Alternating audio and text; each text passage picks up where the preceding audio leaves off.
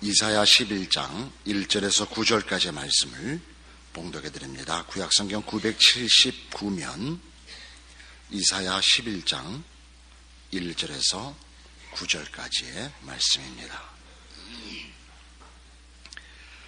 이새의 줄기에서 한 싹이 나며 그 뿌리에서 한 가지가 나서 결실할 것이요 여호와의 신 곧 지혜와 총명의 신이요 모략과 재능의 신이요 지식과 여호와를 경외하는 신이 그 위에 강림하시리니 그가 여호와를 경외함으로 즐거움을 삼을 것이며 그 눈에 보이는 대로 심판치 아니하며 귀에 들리는 대로 판단치 아니하며 공의로 빈핍한 자를 심판하며 정직으로 세상의 겸손한 자를 판단할 것이며 그 입에 막대기로 세상을 치며 입술의 기운으로 악인을 죽일 것이며 공의로 그 허리띠를 삼으며 성실로 몸의 띠를 삼으리라.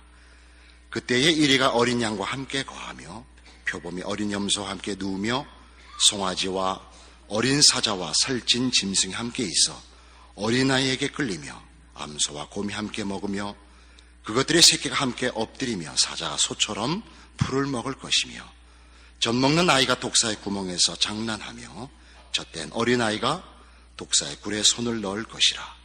나의 거룩한 산 모든 곳에서 해됨도 없고 상함도 없을 것이니 이는 물이 바다를 덮음같이 여호와를 아는 지식이 세상에 충만할 것임이니라. 오늘 본 이사야 11장은 이제 장차 오실 메시아에 대한 내용입니다. 그는 하나님의 지혜와 그 뜻을 따라서 공평과 정의로 다스릴 것이며 그가 세우는 나라는 이리와 어린 양이 함께 거하고 표범이 어린 염소와 함께 눕고 송아지와 사자가 함께 거하는 평화로운 나라가 될 것입니다. 이 메시아의 필요성은 이사야 서두부터 시작된 이스라엘의 죄를 지적하면서 확인된 인류가 가진 총체적인 곤경, 난관에 관한 유일한 답입니다. 인간은 개인적으로나 집단으로나 그 가진 바 절망적인 문제를 해결할 수가 없습니다. 그것은 죄입니다. 인간은 의를 세울 수 없고 선을 만들 수 없으며 어떤 가치나 의미를 창조할 수도 유지할 수도 결실할 수도 없습니다. 심판을 자초하며 서로 싸우며 파멸을 좋아하며 재난을 불러들이는 쪽으로밖에는 할 줄 아는 것이 없기 때문입니다. 하나님은 이런 인류에게 남은 자를 약속하셨고 이런 인간의 총체적인 절망 앞에서 그 남은 자는 하나님께서 어떤 해답을 가지고 있지 않는 한 만들어질 수 없으면 자명한 일입니다. 그 일을 위하여 이제 메시아는 오실 것이요 여기 이렇게 분명하게 약속되어 있습니다. 그는 이새의 줄기에서 날 것이며 그 뿌리에서 날 것입니다. 이 표현은 굉장히 중요한 표현입니다. 메시아는 언제나 다윗의 후손으로 다윗 왕권을 잇는 자로 묘사되어 있고 그런 차원에서 이스라엘 백성, 이스라엘 국가가 가졌던 가장 흥왕했던 왕권, 그 통치인 다윗과 다윗의 통치로 상징된 그런 통치의 완성과 승리를 위하여 오실 분으로 다윗의 후손으로 오실 것입니다. 그러나 그는 다윗의 후손으로 이 세상에 출현하시는 것이지 다윗의 가문이 만들어낸 자는 아닙니다. 그는 인간이 아니시며 신이시고 우리 하나님이시며 우리를 위하여 다윗의 가문에 태어나시는 것뿐입니다. 그래서 다윗을 얘기할 때는 언제나 이새의 아들입니다. 다윗의 족보가 그 이새 위로도 쭉 있지만 다윗은 이새의 아들이라 하는 데까지가 일반적으로 알려진 다윗에 관한 그 족보상의 가문상에 이제 들먹이는 이름입니다. 이새의 가지에서 그가 싹으로 나는 것은 이새의 후손, 그래서 뭐 다윗의 후손 이것과 같습니다만, 이새의 뿌리인 것은 그는 이새의 가지에서 나지만 이새의 뿌리입니다. 이새의 후손이지만 이새의 뿌리로서 예수님이 이새의 근원이십니다. 그걸 다윗의 뿌리라 그러면 다윗의 뿌리는 이새가 되니까 이새로 예수님이 동격이 될까봐 이새를 여기 들먹이고 있습니다. 시작이 조금 복잡한 게 됐는데, 예수님께서는 이 땅에 오실 때에 인간을 구하기 위하여 1차적인 인류의 그 족보를 끊으러 오시는 분입니다. 그래서 인류의 후손으로 태어나시되 새로운 족보를 만들러 오십니다. 그것은 창세기 3장에 등장하는 타락한 아담과 하와에게, 범죄한 아담과 하와에게 하나님께서 이 약속을 하는 데서 나타납니다. 여자의 후손에 관한 약속입니다. 여인의 후손으로, 그러니까 우리 인류의 후손으로 태어나실 것이지만 그가 메시아요 구원자일 것입니다. 그로 말미암아 인류는 새로운 인류가 될 것입니다. 그걸 고린도전서 15장에 이렇게 설명되어 있습니다.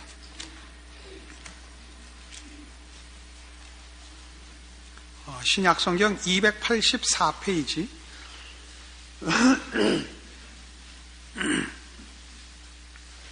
고린도전서 15장 45절입니다. 기록된 바 첫사람 아담은 산 영이 되었다함과 같이 마지막 아담은 살려주는 영이 되었나니, 그러나 먼저는 신령한 자가 아니요 육 있는 자요 그 다음에 신령한 자니라. 첫사람은 땅에서 났으니 흙에 속한 자이거니와 둘째 사람은 하늘에서 나셨느니라. 무릇 흙에 속한 자는 저 흙에 속한 자와 같고 무릇 하늘에 속한 자는 저 하늘에 속한 자들과 같으니 우리가 흙에 속한 자의 형상을 입은 것 같이 또한 하늘에 속한 자의 형상을 입으리라. 예수 그리스도를 마지막 아담 혹은 둘째 사람이라 표현하는 것을 보십니다. 예수님께서 이 땅에 오셔서 무엇을 하시냐면, 말하자면 그가 십자가에서 죽으셨을 때 그 전에 아담으로부터 시작된 죄인된 인류의 가문을 끝내시는 것입니다. 그가 죽음으로써 인류는, 말하자면 인류는 끝이 나는 것이요, 그가 부활하심으로 새 아담이 되시는 겁니다. 여기서 말하는 아담은 대표, 인류의 대표라는 의미에서 그렇습니다. 그래서 예수 그리스도의 부활과 함께 그로 인하여 구원받은 자들로 새 인류를 만드시는 것입니다. 이것이 성경이 얘기하는 메시아의 사역입니다. 로마서 5장으로 가시면 지금 제가 얘기한 이 내용이 이렇게 잘 설명되어 있습니다. 245페이지 로마서 5장 12절입니다. 이러므로 한 사람으로 말미암아 죄가 세상에 들어오고 죄로 말미암아 사망이 왔나니 이와 같이 모든 사람이 죄를 지었으므로 사망이 모든 사람에게 이르렀느니라. 죄가 율법이 있기 전에도 세상에 있었으나 율법이 없을 때는 죄를 죄로 여기지 아니하느니라. 그러나 아담으로부터 모세까지 아담의 범죄와 같은 죄를 짓지 아니한 자들 위에도 사망이 왕노릇하였나니 아담은 오실자의 표상이라. 그러나 이 은사는 그 범죄와 같지 아니하니 곧 한 사람의 범죄를 인하여 많은 사람이 죽었음즉 더욱 하나님의 은혜와 또는 한 사람 예수 그리스도의 은혜로 말미암은 선물이 많은 사람에게 넘쳤으리라. 또 이 선물은 범죄한 한 사람으로 말미암은 것과 같지 아니하니 심판은 한 사람을 인하여 정죄에 이르렀으나 은사는 많은 범죄를 인하여 의롭다 하심의 이름이니라. 한 사람의 범죄를 인하여 사망이 그 한 사람으로 말미암아 왕노릇하였은즉 더욱 은혜와 의의 선물을 넘치게 받는 자들이 한 분 예수 그리스도로 말미암아 생명 안에서 왕노릇하리로다. 대표 원리라고 하는 내용입니다. 아담이 범죄하는 바람에 아담을 조상으로 하는 모든 인류는 태어날 때부터 죄인으로 태어납니다. 그래서 실제로 법이라는 것은 모세 때에야 주어졌지만 율법이, 법이 없을 때는 범죄라는 게 성립이 안 되죠. 하지 말라라는 명령이 있고, 그래야 그것을 범한 자에게 범법자라고 법적인 처벌을 할 수 있는 법인데, 법이 없을 때는 죄를 정할 수 없지 않느냐 이거예요. 그럼에도 불구하고 아담부터 모세까지, 그러니까 율법을 주기 전에도 사람들은 죽었다 이거예요. 죽었다는 것은 그들이 죄인이라는 뜻입니다. 죄값으로만 죽습니다. 그것은 어린아이들이 죽는 데서도 봅니다. 태어나서 아직 어떤 행동도 어떤 생각도 할 틈이 없는 아이가 죽는 것은 죄인으로 태어나는 탓입니다. 이 모든 이유는 우리가 범죄한 아담을 인류의 조상으로 갖고 있기 때문에, 그 후손인 우리는 태어나는 즉시 죄인으로 태어나고 사망 아래에 있게 되는 것입니다. 그것은 아담이 우리의 선조인 탓입니다. 예수님께서 오셔서 이제 마지막 아담이 되시고 둘째 아담이 되십니다. 마지막 아담이 된다는 것은 아담의 족보를 끊으시는 것이요, 그가 둘째 아담이 되어 이제 새로운 인류를 만드시는 것입니다. 아담을 선조로 가졌기 때문에 죄를 짓지 않고도 죽음 아래에 있을 수밖에 없었던 우리가 예수 그리스도로 말미암아 이제 그가 아담의 족보를 끊으시고 끝내시고 새로운 인류의 대표가 되셨으므로 예수를 믿는 자들은 그 안에서 새롭게 태어나 이제 의인으로 태어나며 존재하게 된다. 이것이 로마서가 하는 얘기입니다. 바로 옆에 있는 6장에 가보십시다. 4절. 그러므로 우리가 그의 죽으심과 합하여 세례를 받음으로 그와 함께 장사되었나니 이는 아버지의 영광으로 말미암아 그리스도를 죽은 자 가운데서 살리심과 같이 우리로 또한 새 생명 가운데서 행하게 하려 함이니라. 만일 우리가 그의 죽으심을 본받아 연합한 자가 되었으면 또한 그의 부활을 본받아 연합한 자가 되리라. 우리가 알거니와 우리 옛사람이 예수와 함께 십자가에 못 박힌 것은 죄의 몸이 멸하여 다시는 우리가 죄에게 종로로 타지 아니하려 함이니 이는 죽은 자가 죄에서 벗어나 의롭다 하심을 얻었음이니라. 만일 우리가 그리스도와 함께 죽었으면 또한 그와 함께 살 줄을 믿노니 이는 그리스도께서 죽은 자 가운데서 사셨으며 다시 죽지 아니하시고 사망이 다시 그를 주장하지 못할 줄을 알미로라. 그의 죽으심은 죄에 대하여 단번에 죽으시며 그의 살으심은 하나님께 대하여 살으심이니 이와 같이 너희도 너희 자신을 죄에 대하여는 죽은 자요 그리스도 예수 안에서 하나님을 대하여는 산 자로 여길지어다. 예수를 믿는다라는 건 뭐냐면 예수와 함께, 예수의 죽음에 함께 동참하여 아담의 족보에 대해서 죽고 예수님의 부활에 동참하여 연합하여 새로운 인류의 대표자가 되시는 예수 그리스도를 머리로 하는 그의 자녀로 거듭 태어나는 것을 말합니다. 그래서 우리는 죄와 사망 아래 있지 않고 은혜와 진리 아래 있습니다. 이것이 메시아의 사역이요, 우리를 죄와 사망에서 꺼내신 구원이요, 그리고 이제 우리에게 허락한, 구원받은 모든 백성들에게 허락한 새로운 메시아 왕국 안에서의 존재요 삶입니다. 그런데 이사야 11장으로 돌아와 보시면 그 메시아 통치는 대표적으로 공평과 정의라는 단어로 묘사되어 있습니다. 공평과 정의, 아주 음미할 만한 단어들입니다. 그는 11장 2절에 보는 바와 같이 여호와의 신, 곧 지혜와 총명의 신이요 모략과 재능의 신이요 지식과 여호와를 경외하는 신, 여호와의 신이 그 위에 강림하여, 그러니까 하나님으로부터 부여받고 또 명령받은 내용으로 공평과 정의를 실현할 것이라 이겁니다. 이 공평과 정의는 6절 이하에 있는 이리가 어린 양과 함께 있고 표범이 어린 염소와 있고 송아지 어린 사자가 함께 있는 이 유토피아, 우리가 말하는 이 천국, 이 완성된 메시아 왕국의 이런 상태와 완성의 직접적인 이유입니다. 우리는 예수를 믿고 나면 아까 우리가 길게 설명받은 바와 같이 죄와 사망에서 벗어나고 하나님의 백성이 되어 이제 천국을 사모하며 기다리며 영생 복락을 소망으로 가지고 있습니다. 그러나 성경이 얘기하는 이 천국, 구약식으로 표현할 때 젖과 꿀이 흐르는 땅으로 묘사된 또는 황금보석 꾸민 집, 다시는 눈물이 없고 헤어지는 것이 없고 상함이 없고 죽음이 없는 곳, 이런 상태들은 다 지금 이사야 11장식으로 얘기하면 하나님 통치의 완성이요, 가장 대표적인 요소로서 공평과 정의의 실현입니다. 그것은 9절에 있는 나의 거룩한 산 모든 곳에서 해됨도 없고 상함도 없을 것이니 이는 물이 바다를 덮음같이 여호와를 아는 지식이 세상에 충만할 것임이니라. 다시 한번 확인하고 있는 내용입니다.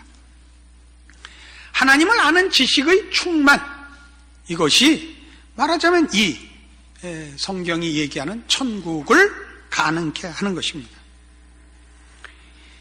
공평과 진리라는 것은 우리 죄악된 인간들이 가지는 특성들, 이기심과 더러움에 꼭 반대되는 표현이죠.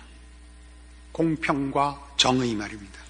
이것은 이사야에 여러 번 강조되었던 이스라엘의 신앙적인 실패를, 또는 모든 인류의 죄를 지적하는 그 진단에 있어서 대표되는 표현입니다. 이사야 1장에 가보십시다.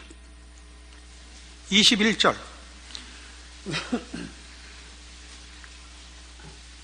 신실하던 성읍이 어찌하여 창기가 되었는고, 공평이 거기 충만하였고 의리가 그 가운데 거하였었더니 이제는 살인자들 뿐이었도다. 공평과 정의가 어디 갔는가, 이렇게 묻고 있습니다. 27절. 그래서 하나님이 예루살렘을 이렇게 회복하실 것이랍니다. 27절. 시온은 공평으로 구속이 되고 그 귀정한 자는 의로 구속이 되리라. 5장 가보실까요? 5장 7절. 대저 만군의 여호와의 포도원은 이스라엘 족속이요 그의 기뻐하시는 나무는 유다 사람이라. 그들에게 공평을 바라셨더니 도리어 포악이요 그들에게 의로움을 바라셨더니 도리어 부르짖음이었도다.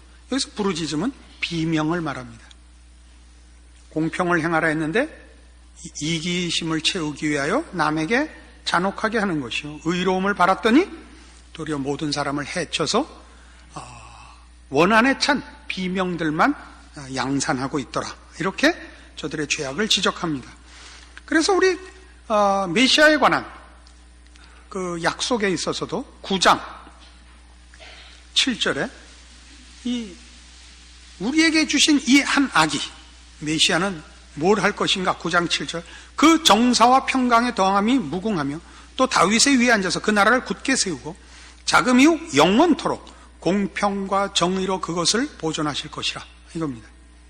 그러니까 메시아 왕국의 가장 중요한 통치의 그 내용이 뭐냐? 공평과 정의입니다. 그래서 여러분 이런 유명한 구절을 하나 확인하고 갑시다. 예레미야 9장, 이사야 다음이 예레미야입니다. 예레미야 9장 23절 이하의 말씀인데 24절 전반을 여러분 집에 혹 성구를 걸어놓고 싶거든 이걸 걸어놓으십시오. 그런데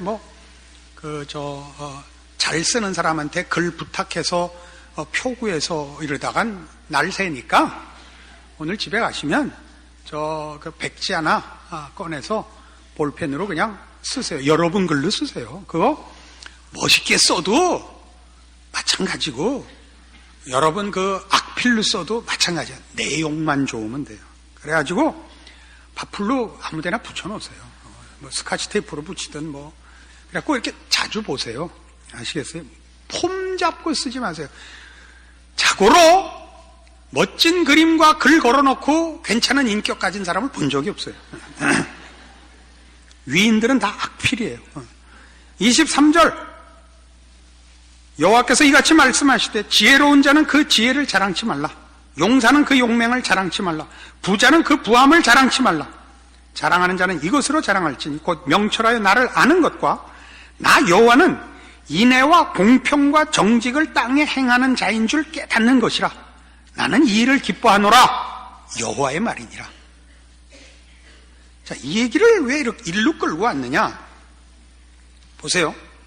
지금 이사야 11장에 등장하는 우리가 기다리는 유토피아, 기독교 표현을 해서 우리가 기다리는 천국, 사자와 송아지가 같이 노니는, 독사의 굴에 어린아이가 손을 넣는 이 평화와 이 행복의 완성의 자리는 환경적이고 상태적인 것이 아니라 내용적이고 본질적인 것입니다. 그건 뭐냐? 여호와를 아는 지식의 충만입니다. 하나님 통치의 완성인 것입니다. 하나님은 공평과 정의로 다스릴 것이며 그것을 모든 피조물이 수용할 것입니다. 그리고 그의 백성들이 기꺼이 이 통치에 만족할 것입니다. 그게 천국입니다.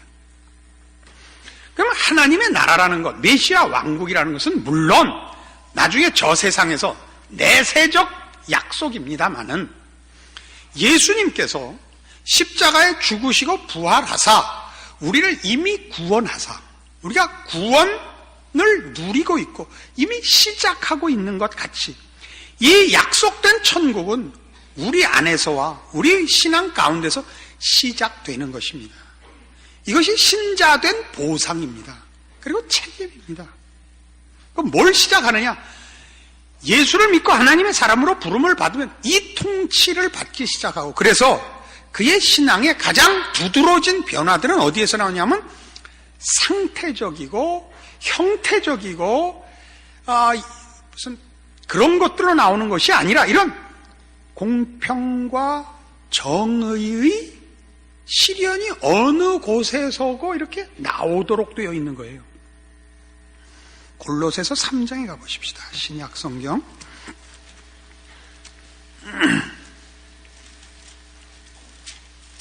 신약 성경 326페이지입니다. 골로새서 3장 1절입니다. 그러므로 너희가 그리스도와 함께 다시 살리심을 받았으면 위의 것을 찾으라. 거기는 그리스도께서 하나님 우편에 앉아 계시느니라. 위의 것을 생각하고 땅의 것을 생각지 말라. 이는 너희가 죽었고 너희 생명이 그리스도와 함께 하나님 안에 감추었음이니라. 우리 생명이신 그리스도께서 나타나실 그때 너희도 그와 함께 영광 중에 나타나리라. 그리스도께서 나타나실 때에야 우리가 영광의 완성의 자리에 갈 것입니다마는 지금 벌써 주께서 하나님 우편에 앉아 계십니다. 우리는 그와 함께 거기 있습니다. 그것은 우리의 운명이요 신분입니다. 우리의 신분이라고요. 그의 신분으로 우리는 벌써 시작하고 있습니다. 완성은 그가 다시 오실 때의 영광 중에 완성될 것입니다만은 그러나 지금 시작을 하고 있죠. 그래서 뭘 해야 되냐? 위의 것을 찾고 아래 땅의 것을 생각지 않아야 되는데 그것은 지금 우리 이사야에서 보는 바와 같이 바로 이 공평과 정의라는 차원에서 그런 것입니다. 그래서 같은 지금 로마서 3장 9절 보시면 너희가 서로 거짓말을 말라 옛사람과 그 행위를 벗어버리고 새 사람을 입었으니 이는 자기를 창조하신 자의 형상을 쫓아 지식에까지 새롭게 하심을 받는 자니라 이렇게 되어 있습니다. 지식에까지라고 얘기하는 것은 아까 이사야 11장에서 본 바와 같은 여호와를 아는 지식의 충만과 연결되는 것입니다. 자, 여러분, 우린 신앙을 이렇게 갖죠. 예수를 믿으면 기도하고 성경 보고 말씀대로 살아야 한다. 누구나 알고 있습니다. 근데 그게 가지는 의미가 무엇인지를 제대로 이해하는 사람은 상당히 드뭅니다. 기도하고 성경 보고 전도하고 신앙적인 몇 가지 행위들과 신앙적인 봉사들을 하는데도 뭔가 서로 저 사람이 신자가 맞나 싶고 스스로도 이게 단가 싶은 그 채워지지 않은 빈 자리를 보통 다 느끼고 있습니다. 저는 아닙니다. 저는 다 채우고 있으니까. 이게 뭐에서 오느냐? 어느 오해에서 오느냐? 이렇게 가죠. 12절. 그러므로 너희는 하나님의 택하신 거룩하고 사랑하신 자처럼 긍휼과 자비와 겸손과 온유와 오래 참음을 옷 입고 누가 네게 혐의가 있거든 서로 용납하여 피차 용서하되 주께서 너희를 용서하신 것과 같이 너희도 그리하고 이 모든 것 위에 사랑을 더하라. 이는 온전하게 매는 띠니라. 자, 긍휼, 자비, 겸손, 온유, 오래 참음, 용서, 그러니까 관용과 겸손 이렇게 대표되는 기독교인의 덕목들은 기도하고 성경 보는 것과 비례가 됩니까? 안 됩니까? 여러분 개인 신앙생활 속에서. 그래서 되는 사람도 있고 안 되는 사람도 있을 거예요. 여긴 이런 이해가 필요합니다. 여러분, 욕조에 물을 받아보셨죠? 목욕하려고 욕조에 수도꼭지를 틀어놓으면 물이 이제 쏟아집니다. 그러면 수도꼭지로부터 욕조 바닥까지 물기둥이 서죠. 그죠? 아니, 이것도 모른단 말이에요? 목욕도 안 해봤단 말이에요? 아는 건 좀 아는 척을 해야 진도가 나갈 거 아니에요? 물기둥이 서죠? 이제 제정신으로 돌아오는. 쉬운 얘기를 해도 다 무슨 어려운 건가? 이렇게 쉬운 얘기예요. 물기둥이 선단 말이에요. 그럼 여러분, 밖에 나가서 이제 물 차기를 기다려서 밖에 나가서 뭐 텔레비도 잠깐 보고 뭐 신문도 잠깐 보고 찼으려니 하고 들어오면 보통 이제 저같이 성미 급한 사람은 반도 안 차 있단 말이에요. 물기둥이 수도꼭지로부터 욕조 바닥까지 다 있는 것과 욕조의 수위가 올라가는 것과는 다른 거라고요. 이 물기둥 높이에 다 차려면 한참을 쏟아져야 욕조의 수위가 찬단 말이죠. 우리가 기도를 했다, 성경을 봤다, 신앙적인 어떤 행위들을 했다는 건 하나의 물기둥들입니다. 물기둥이 수위로 차올라야 되는 것입니다. 그 수위로 차오른 것을 여기 식으로 얘기하면 긍휼과 자비와 겸손과 온유와 오래 참음으로 옷 입고라고 얘기하는 것입니다. 그러니까 한 번 성경, 한 번 앙심 먹고 석 달 동안에 성경을 한 번 읽었다. 그렇다고 해서 여러분의 신앙 수위가 여기 있는 오래 참음과 긍휼과 자비와 겸손이 쑥 올라가지 않습니다. 물기둥은 분명히 하나 섰는데 무슨 어느 집회에 가서 은혜를 받아서 물기둥이 이렇게 지름 20cm로 콱 섰어도 여러분이라는 욕조의 수위는 별 차이가 없어 보인다고요.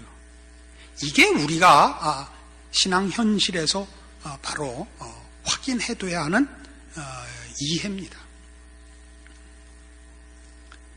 아까 이사야 11장에 나온 그 하나님 나라의 그 메시아 왕국의 평화와 완성은 여호와를 아는 지식이 물이 바다를 덮음같이 충만하였기 때문에 나타난 현상인 것입니다. 그러니까 이 세상을 사는 동안 우리는 그것의 충만을 맛보지는 못할 겁니다. 그것은 우리가 저 세상에 가야 얻을 영광의 완성입니다. 그러나 세상 사람은 이것을 전혀 가질 수 없고 우리는 어느 만큼은 쌓을 수 있는 것입니다. 어느 만큼은. 그래서 우리의 신앙이라는 건 어떻게 가야 되느냐 하면 여기 식으로 다시 가죠. 15절. 그리스도의 평강이 너희 마음을 주장하게 하라. 평강을 위하여 너희가 한 몸으로 부르심을 받았나니 또한 너희는 감사하는 자가 되라. 그리스도의 말씀이 너희 속에 풍성히 거하여 모든 지혜로 피차 가르치며 권면하고 시와 찬미와 신령한 노래를 부르며 마음에 감사함으로 하나님을 찬양하고 또 무엇을 하든지 말이나 일이나 다 주 예수의 이름으로 하고 그를 힘입어 하나님 아버지께 감사하라. 그러니까 모든 일에 예배 보고 하고 기도하고 가고 이게 아닙니다. 그러니까 저는 이거 아주 질색이에요. 식기도 하고 차 타면 핸들 붙잡고 기도하고 커피 마실 때 기도하고 이건 왜 그렇게 하냐면 그게 이렇게 수위로 찰 욕조를 가지지 못했기 때문에 언제나 기둥으로만 서 있는 겁니다. 그러니까 신앙생활을 열심히 했다고 하는데도 물기둥들만 고드름같이 서 있고 목욕을 할 수가 없어요. 욕조에 물이 차 있진 않아서 이렇게 피해 다녀야 돼요. 본인도 분명한 기둥들은 몇 개 있어서 기도를 한다든가 성경을 본다든가 뭘 할 때는 전도를 한다든가 무슨 모여서 뭘 한다든가 하는 때는 분명하게 하는데 그것과 또 다른 신앙적인 어떤 기둥과의 사이는 그냥 휑하다 말이에요. 뭐라 그래야 되나? 공허하고 벼고 허당이고 아주 진실된 표현을 하자면 꽝이다 말이에요. 본인도 느끼고 우리 모두도 알고 있다고요. 왜 그렇다고요? 그것이 전 인격을 덮는. 그래서 삶이 우리에게 요구하는 모든 정황, 한 인격에게 도전하는 모든 면에 대한 반응해서 그것이 하나의 수위로 나타나야 된다고요. 수위로. 예전에 얘기했죠. 어느 우리 교회 집사님이 저한테 심각한 문제를 찾아왔어요.